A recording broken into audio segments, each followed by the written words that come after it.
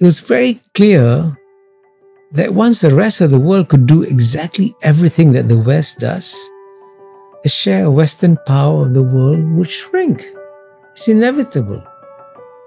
And therefore, it would be wiser for the West to adapt itself to a world in which Western power has shrunk, but adapt intelligently, preemptively, instead of trying to resist it and refusing change. To give you a very simple example, just to illustrate my point, it made sense in the 1940s for the Europeans to insist that the head of the IMF should be European and the head of the World Bank should be American.